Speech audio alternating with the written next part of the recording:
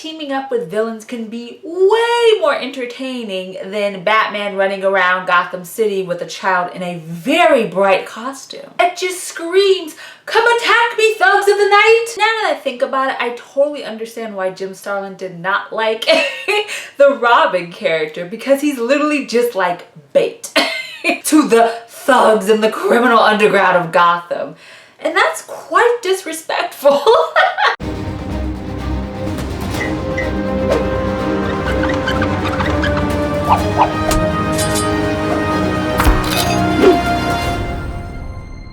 Welcome back, Gothamites. If you're new here, hi. I'm London, aka History of the Batman. You're here for Batman and Joker, which that's why I'm sitting here too. This is a follow-up video to my last history, where I give a brief history of Batman and Joker's relationship by highlighting some key stories if you try to dive into this dysfunctional dynamic. And in this observation, I attempted to answer questions from, does Batman actually have a love for the Joker? Which some people still were big mad at me about, but what can you do? And of course the million-dollar question, why doesn't Batman just simply kill the Joker? Which is of course linked to if Batman does have some type of loving connection with the Clown Prince of Crime, but watch that video to learn more about what we found in looking at the dynamic duo not fighting for a change. So you can see this video as a part 2 to our Batman and Joker discussion, which of course is all celebrating the Joker's 80th anniversary this year. While the stories discussed in the last video focus more on the effects that the duo have with one another when it comes to their own personal crusade or chaos in Gotham. For this video, I wanted to highlight some of the best Batman and Joker's team-up stories to look even more into this dynamic of the Dark Knight and the Clown Prince of Crime, and why this relationship continues to be celebrated 8 decades since the Joker's debut in 1940's Batman issue number 1. But before we talk about some really good Batman and Joker content, why don't you subscribe to this channel and become part of this wonderful Gothamite community. For many people, when they think of Batman team-ups, they automatically go to the DC Comics publication The Brave and the Bold. Created originally as an anthology series, this DC Comics publication was first released in August of 1955 and started as a book highlighting both historical figures like the Vikings to originally created DC Comics heroes such as the OG Suicide Squad. The Brave and the Bold book is also famously known for introducing the Justice League of America in 1960's The Brave and the Bold number 28, which I know I've said before, but if you see the big Starro in the background and like the Flash and Wonder Woman and all those guys, that is a recreation of the toy cover to The Brave and the Bold number 28. By the late 1960s, during the whole Batmania, courtesy of the live-action TV show Batman starring Adam West and Burt Ward, who are right there as well. 1967's The Brave and the Bold issue 74 marked when the book became a Batman-centric team-up publication and highlighted the Dark Knight teaming up with heroes and villains all across the DC universe. And this lasted from issue 74 all the way to the last issue of volume 1, number 200. Within all of the dozens of stories where Batman teamed up with amazing characters, of course, Batman has teamed up with the Clown Prince of Crime just a couple of times, because how can they not? If there was a team-up book and Joker and Batman do not work together, I'd be big mad. One of the best Batman and Joker team-up stories came in Bob Haney and Jim Apparel's 1974 story, Death Has the Last Laugh, and that was published originally in issue number 111. After a family in Gotham is tragically murdered, all fingers point to, of course, the Joker. However, as Batman further investigates all of this, he realizes that the Joker probably isn't the guy who did it, and Joker even confesses to saying, I didn't do it, and that he is being blackmailed by a Gotham Underground boss named Burt Slade. Batman then asks the help of the Clown Prince of Crime to track down Burt Slade and apprehend him for these horrible murders. And Joker says, of course, Batsy, I will help you. only if Commissioner Gordon and the Gotham City Police Department do not interfere with what we got going on, which that's just a huge red flag, but anyway. And of course, for some reason, that huge red flag was not something that Batman wanted to even look at or direct himself, because of course, this dynamic duo ends really quickly when Batman finds out that Joker and Bird Slade are actually working together. And all of this was just a ruse to try to, of course, kill the Batman. While this team-up story turned into Batman once again fighting the Harley Quinn of hate in Gotham, it is one of the first times that you actually see Batman in comics somewhat trust the Joker and try to work with his arch nemesis to do some good, even if it all ended badly. There is also another story that is in the Brave and the Bold issue 191 that I actually recently highlighted in my quarantine Batman reading list from A to Z. So if you are interested in looking at more Batman team-up stories, including more Batman and Joker stories, while perhaps you're at home being safe and you need something to read, especially some good old Batman, I definitely recommend you check it out that list, and I will put it in the description below. The next story that I want to highlight with Batman and Joker actually isn't in a comic, but it is from a video game series, and you probably know what I'm talking about, and it is the Batman Arkham universe. And one of the games that I feel is very important to look at the dynamic between Batman and Joker is, of course, in 2015's finale Batman Arkham game, Batman Arkham Knight. If you aren't familiar with the Arkham series or what Batman and Joker's relationship was like in the previous games, let me just give you a very, very quick background. Beginning in 2009, an original Paul Dini story. Paul Dini is the one that is the co-creator of Harley Quinn and co-created the series Batman, the animated series, and has done many, many amazing works on the Batman character, from stories such as Heart of Hush to even writing the original Gotham City Sirens book. He's just amazing. Well, he teamed up with Rocksteady Studios to give an original story for the brand new video game that came out in 2009 called Batman Arkham Asylum. In this first game, as the Joker has trapped Batman in Arkham Asylum, Joker is threatening to detonate bombs across the whole city. And it's up to Batman to not only try to escape the asylum, but also to stop Joker from literally blowing up their home. And once Batman discovers that Joker is using a strong steroid called Titan, he now has to fight super juiced up villains such as Bane, and of course eventually a Titan Joker. The sequel video game following this came in 2011, and it is the very, very highly critically acclaimed, award-winning video game Batman Arkham City. In this story, the fight between the Dark Knight and the Clown Prince of Crime literally turns into life and death when the Joker, who is actually dying from having too much of the Titan formula in his system, infects Batman with his blood, and they both have to look for a cure for this Titan virus in their bloodstream. But although Batman finds a cure, it doesn't get to Joker in time, and Joker actually dies at the end of this game. Sorry if that's a spoiler. Sorry. And while the next video game, which is 2013's Batman Arkham Origins, is a prequel story, when we jump to the 2015 finale game Batman Arkham Knight, it begins with the cremation of Joker's body. Which I remember when that little trailer for the burning Joker came out, and everyone just assumed that after the 2011 game, after Arkham City, when they see Joker die, that there's going to be some way that the Joker is still alive when we get to Arkham Knight. And so when everyone saw Joker burning, they were shook. But that is part of the beauty of this entire finale story. A mixture of Scarecrow's fear toxin and a portion of Joker's tainted blood still in his system leads to the Batman having a constant hallucination of the Joker, who makes the Caped Crusader experience horrendous experiences from the past, from the shooting and paralyzation of Barbara Gordon, which is of course from the 1988 Alan Moore story Batman the Killing Joke, to the murder and death of Jason Todd, all these things by the Joker. And that story is of course from Batman Death of the Family from 1988-1989.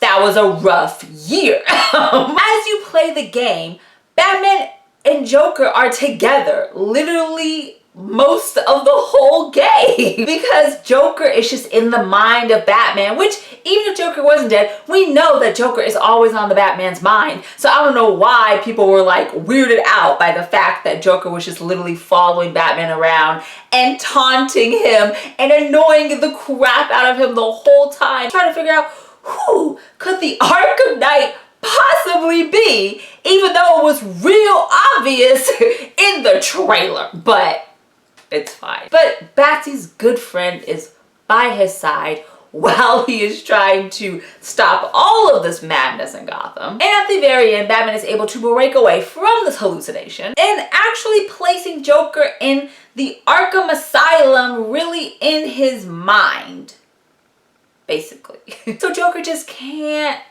get out of there. Even though in the real Arkham Asylum, Joker always just gets out of there, but it's symbolic. I understand. But this video game actually has Batman and the Joker coming together practically as one to stop some bad happening. And that theme alone of Batman and Joker being as one, almost a yin and a yang, if you will, has resonated within the characters' struggle with one another over the last 80 years. Another story that I quickly wanted to bring up because it is a gem that no one really talks about, but it's a very good story. And that is a 1998 Chuck Dixon and Brian Stelfreeze story called Fool's Errand, and it was originally published in Detective Comics issue 726. In this tale, we have the Batman who is trying to track down a kidnapped little girl, and the person who supposedly was the one to kidnap the girl is an ex-Arkham Asylum convict. Now, Batman learns that not only did this ex-con take his life, but he was actually neighbors in Arkham Asylum with, I'll give you one guess. So of course Batman goes down to Arkham Asylum in his Batmobile and knocks on the little door and opens it to say, "Hey Joker, what up?" As Batman is trying to talk with Joker to see if he knows any information about trying to track down this kidnapped girl before she loses her life, you learn that not only is Joker actually behind this entire kidnapping and knows where the girl is at this very moment, but he's the one that made the ex-con actually do his bidding and take his own life, all to trace back to the fact that on the day that all this is happening is actually the anniversary of the death of Jason Todd. It was all just a basically, haha, F you to Batman, this whole thing. And as I mentioned, as we were talking about Batman Arkham Asylum, of course the 1988-1989 4-issue arc by Jim Starlin, Jim Aparo, Mike DiCarlo, John Costanza, all of the amazing creators that were on Batman Death of the Family, is now remembered for the fact that Joker not only beat Jason Todd with a crowbar, but he left him in a warehouse that was lined with explosives and blew him up, killing the second Robin the Boy Wonder. And it was such a huge, gigantic deal in comics. And if you want to learn more about it and learn about the whole voting process of voting whether or not Jason Todd lives or dies, I will put a couple of videos in the description below if you want to learn more about this huge part of Batman's 81-year history. So after Batman is shook for a second and realized that Joker did all this to come back to, haha, I killed your adopted son, remember? Batman, for a second, does not care. He is focused on what his job is, and that's to find this little girl before she dies too. And after Joker realizes that Batman isn't like just sad over this realization anymore, Joker just gives the exact address of where this little girl is. And luckily enough, the girl is actually still alive. She almost drowned in the trunk of a car, but Batman got there in time to save her. What I like about this story is the fact that Joker not only is just messing around because he's Joker and that is just his MO, but he is trying to tap into the mind of Batman that he kind of knows very well, unfortunately, and wants to teach him lessons about hostage situations and how he should try to not just assume that the person that he's looking for is dead, which he completely thought about the little girl. He did, and Joker knew that. So Batman was actually happy that not only was she alive, but it kind of made him think about his own crusade of vigilantism and how he should approach certain situations, even if it does deal with working with his worst enemy. This story is one that emphasizes Batman and Joker's very special relationship that I recommend everyone checking out. The next story is about the Justice League of Arkham. In March 2001, there was a DC Comics crossover series called Justice Leagues. When the threat of Advanced Man and his toxic gas comes to Gotham because he is going to pollute the Gotham City water supply with this toxic gas that will literally kill not only humans but every living thing that comes across it. And you know good and well Joker was somewhere like, this guy is stealing my shtick. I am the one that always puts something in the water supply.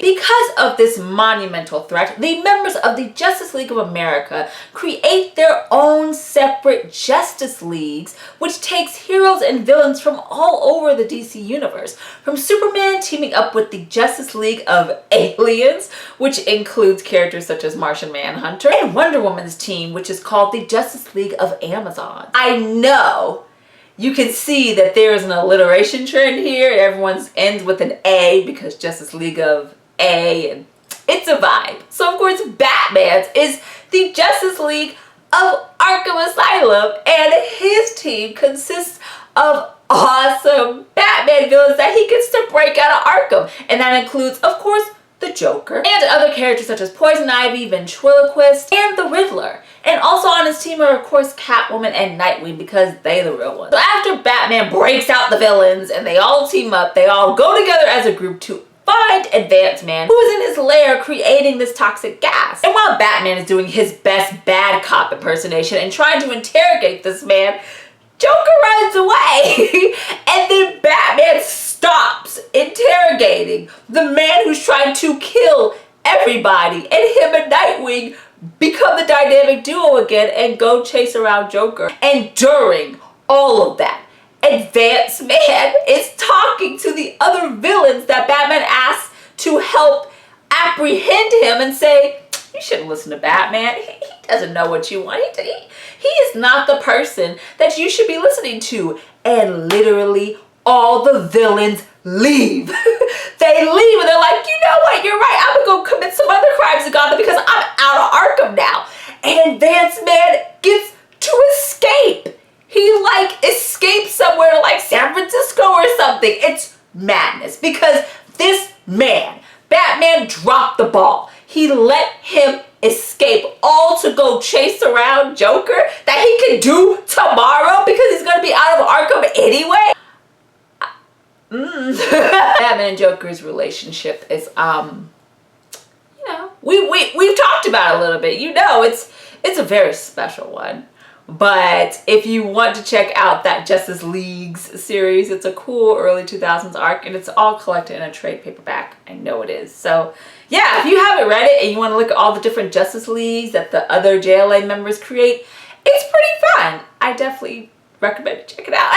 Our next story is all about Bat Joker. As part of the New 52 initiative, in 2014, DC Comics began an almost year-long DC crossover series titled Future's End. In the year 2050, on Earth Zero, the villainous sentient satellite called Brother Eye takes control of all the superheroes in the DC universe, and with the use of nanotech Ebola, transforms them into evil cyborgs and uses them and his own power to destroy the Earth. So to stop this future from happening, Terry McGinnis, aka Batman Beyond, this little guy right here, he ready, along with Tim Drake, travel to the past of 2020, weird, to combat Brother Eye and to assure that the world doesn't end. During all of this war and destruction, one of the cybernetic machines that Brother Eye creates is called Bat Joker, or Jokerborg if you want a different name, which is programmed to find Terry and kill him. That's his job. Looking like something out of a horror movie, with two working heads, one that is Batman and one that is the Clown Prince of Crime. This Bat Joker is dangerous because not only does it have the brilliance of the Batman and the evil of the Joker, but it also has everything in between that you need to take over the world of Brother Eye in its system. But after Bat Joker was created by Frankenstein, of all people, I absolutely love that. Mary Shelley is like, yes, right? Brother Eye sent the cyborg to the past to try to find Terry, in which they actually succeed and mortally wound him, leading to Tim Drake having to take up the cause and go to the future to find Brother Eye and Bat Joker to stop them. A look at what the bringing together of the Batman and the Joker can really do. Before Scott Snyder and Greg Capullo's cult favorite character, the Batman Who Laughs, became relevant, Bat Joker just shows how dangerous this alliance can truly be within the DC universe, especially if the wrong hands get on both of them. And then the last story that I'm not even really going to go through completely, but it's one of my favorite intercompany crossovers ever. And that of course has two of my favorite characters, DC Comics Batman and Marvel's Captain America. And in 1997, John Byrne did a whole story called Batman Captain America, where Batman and Cap, along with their respected sidekicks, Robin and Bucky Barnes, team up to fight both the Joker and Red Skull. And of course, this panel is one of the most iconic Joker panels of any book that has come out, because even Joker was like, I'm not a Nazi, I can't do that. And I'm like, this man that has done so many horrible atrocities over so many years was like, but Nazi, oh no, take that away. I just love that. So I do recommend you checking out the Intercompany crossover. It's amazing and it's a lot of fun. So with all of these stories talking about Batman and the Joker, whether they team up or they save each other's lives, they're working together in some way that isn't the normal Batman chasing Joker around Gotham because that's his job. You can obviously see why the Batman and Joker's relationship is one of the most celebrated when it comes to observing the look of good and evil and how black and white it really isn't. And their relationship just keeps evolving over and over and over the years with new creative teams, whether it's in comics or in other visual media, that just makes looking at this duo refreshing and exciting and fun all the time. Which is why it is one of the most celebrated in all of DC Comics. Thank you guys so much for watching this part 2 video of the best Batman and Joker team up stories that you need to check out. If you enjoyed this video, please give a bat thumbs up. As always, all of my social media is linked in the description below, including Instagram at History of the Batman. So why don't you give it a follow and become a Gothamite? Check out the rest of my Batman videos on this channel. And of course, please subscribe to this channel so you can become part of this Batman community. It would mean so much to me. Thank you guys so much for watching, and we will have more History of the Batman soon right here on YouTube. Remember, Gothamites, all about peace, love, and Batman. Bye.